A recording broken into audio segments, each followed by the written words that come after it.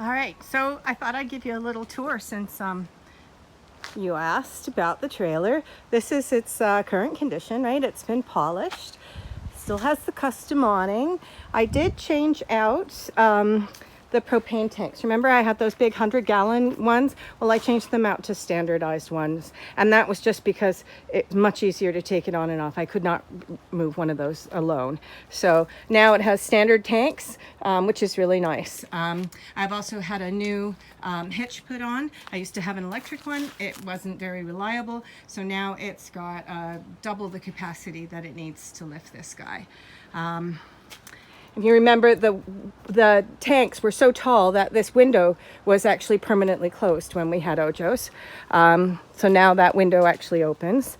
So the whole trailer has been polished, right? It was covered in blackboard paint. So the whole thing was polished. That was quite an undertaking by the King of Bling. It is a double axle 27-foot trailer and has a spare tire. It's a 1968 by Avion. You can tow small things behind it apparently. It does not have a gray tank or a black tank. You can have hot water outside if you wanted to do dishes outside or have a shower outside and attach it to the inside on-demand propane hot water heater.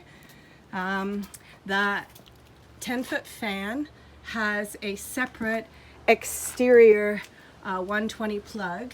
So if you're running boondock and you have limited power, you plug in up here into the Jenny, and that's how you get your fan to run. But the fan, because of its capacity, will not run on battery. So the fan requires to be plugged in. But not everything requires the fan. So that's the exterior.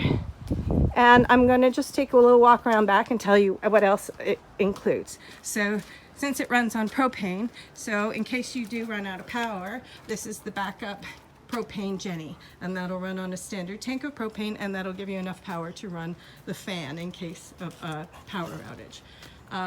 The 10-foot hood has fire suppression, but it's not been hooked up because it wasn't required by food truck standards to have the fire suppression inside the hood. It was only a requirement inside a building.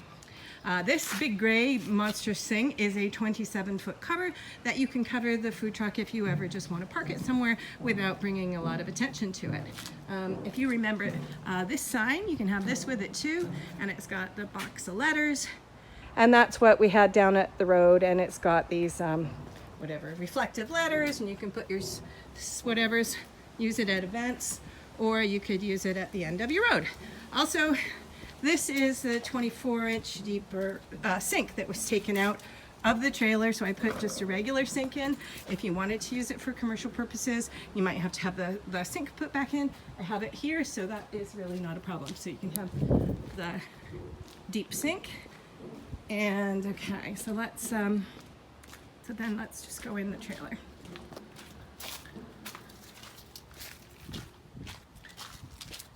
Okay, so what did I do since you've last seen it? If you remember, it had a big counter in it. I've taken the counter out and I made it into storage benches. You could easily still turn this into a storage, into a window, but these are just storage compartments. This is a bag of clothing. But here, okay, so you got a nice cross crease now too, because this window opens. So this has been my little separate dining lounge area, and these cushions come together and they form a queen size bed. It's not ideal, but it's okay in a pinch.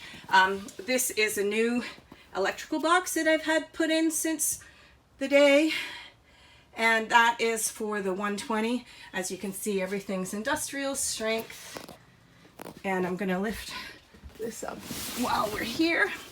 So right now I have all of the lights and components running into a DC bus outlet. the DC bus outlet is then run through a battery charger and is powered by this battery. However, these AC battery chargers are shite, and this needs to be replaced. This battery just needs to be charged up. You can see this is the industrial propane line coming in, so everything is done to standard and code. And okay, so that one plugs in over here. So it does need a new AC inverter. Let me put this